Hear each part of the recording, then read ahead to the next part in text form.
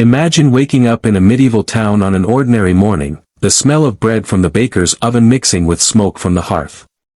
Life is simple, though hard: muddy streets, crowded houses, neighbors calling to each other as animals wander through the lanes. But this morning feels different. You notice a neighbor's door closed, shutters drawn, silence inside. Soon, whispers spread: someone inside has fallen ill. At first it seems like any other fever. But then the truth creeps through the streets like a shadow: the Black Death has arrived.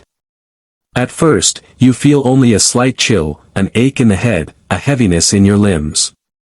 You tell yourself it is nothing, perhaps just a cold from the damp air. But within hours, the fever burns hot, sweat soaking your clothes, your mouth dry as you beg for water. Your family looks on helplessly, crossing themselves, whispering prayers. Then comes the sign that fills them with dread: the swellings. Buboes rise under your arms and between your legs, black, swollen lumps that throb with agony.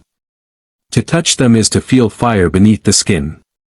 The stench of rot begins to leak from your body before you have even died, and your neighbors start to avoid your house. The pain grows unbearable.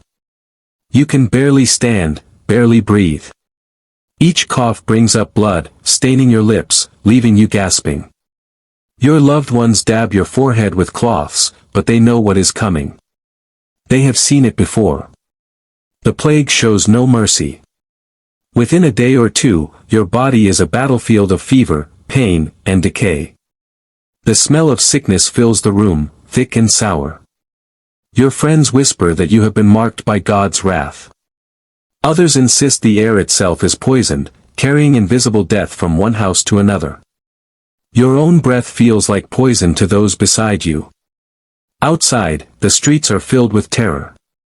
Some people run, abandoning homes and families, trying to flee to the countryside, but the sickness finds them there too. Plague carts rattle through the lanes, piled with bodies shrouded in cloth, bells tolling as grave diggers call for the dead.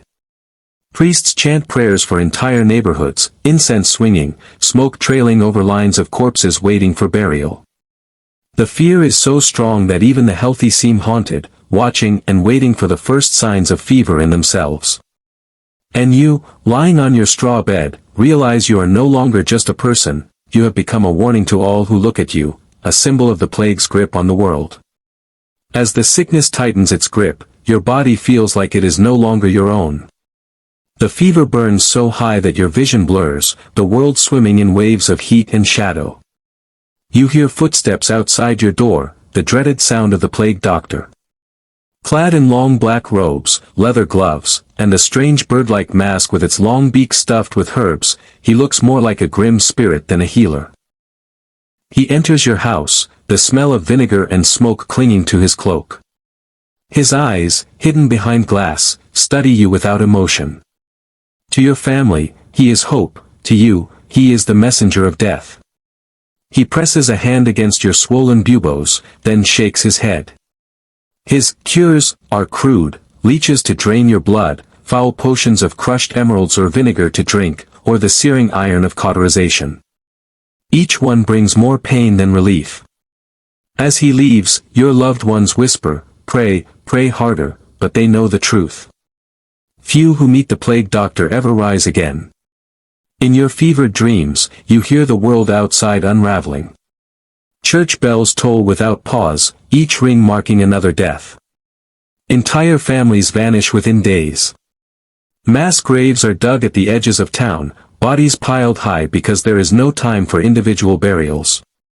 The air is thick with the stench of rot, smoke, and fear. Neighbors turn on neighbors, believing the plague has been spread by poisoned wells, witches, or even the wrath of God. Some flee into the streets with whips in hand, the flagellants, lashing their own backs until blood runs, hoping their suffering will atone for mankind's sins. Their chants echo through the town like a funeral song. Others lock themselves indoors, sealing windows, burning herbs in desperate hope to keep the air clean. As you fade in and out of consciousness, you feel the walls closing in. The room around you is quiet, save for the muffled sobs of your family. They dare not come close anymore. Some believe even touching your clothes could bring the sickness. Loneliness wraps around you tighter than any blanket. You realize that your final hours may pass with no hand to hold, no comfort but whispered prayers from the corner of the room. And still, the pain grows. Buboes burst, leaking foul-smelling pus, the skin turning black and stiff. Your body becomes a map of decay, each inch telling the story of the plague's victory. For many, death came swiftly, within 2 or 3 days of the first fever. For others, it lingered, dragging on for a week of torment. You do not know which fate awaits you. But you can feel strength slipping from your bones, your breath growing shallow. Outside, the wheels of the plague cart creak once more, and you wonder if the next stop will be your home.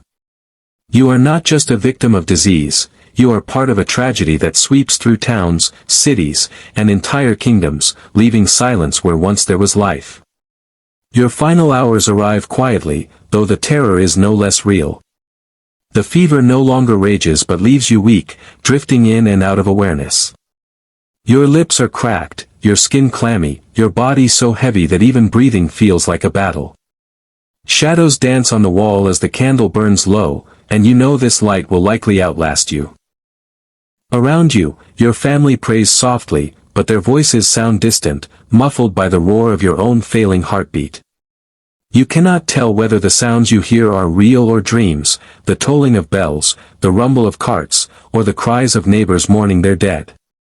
At last, your breath grows shallow, the pain fades into numbness, and the darkness closes in. You are one more soul claimed by the plague. What follows is just as chilling. Your body is handled quickly, wrapped in a rough cloth, carried outside before dawn. The air is cold, but the stench of death still hangs over the town. The plague cart creaks by, filled with others who perished that night. There is no funeral procession, no time for final words. Priests mutter blessings over mass graves, sprinkling holy water over dozens of bodies lowered together into pits. The earth swallows you and countless others, nameless, silent, forgotten by all but the grief-stricken who remain. For your family, survival demands harsh choices. They scrub the house with vinegar, burn your bedding, and pray the sickness does not linger in their blood. Fear forces them to move on quickly, though your absence will haunt them for years. Beyond your home, the plague reshapes the very fabric of the world. Entire villages stand empty, crops rot in fields with no one to harvest them, and markets fall silent. The living struggle to bury the dead, and in their desperation, they cling to strange explanations. Some blame the stars, others accuse strangers or outcasts, while many accept it as God's punishment for humanity's sins. Yet, from this darkness, change is born. Labor becomes scarce, giving survivors new power. Old traditions falter, and societies begin to shift. Medicine slowly learns, as scholars record symptoms and debate causes, planting the seeds for a future that will one day understand germs, not demons. But for now, all anyone knows is loss. If you had caught the Black Death, your fate would likely have been sealed from the first fever. Few survived, and those who did carried scars both in body and spirit. The plague was not just an illness, it was a storm that swept across continents, reshaping history with every life it claimed. To imagine yourself as one of its victims is to understand the fragility of life in the Middle Ages, when death could arrive at any door, carried by a cough, a rat, or the breath of a loved one. And yet, even in this darkness, humanity endured. Towns rebuilt, families survived, and from the ashes of despair, the world eventually found new strength. But in those terrible days, for those who lived it, catching the Black Death was nothing less than a nightmare made real, one from which very few ever woke again.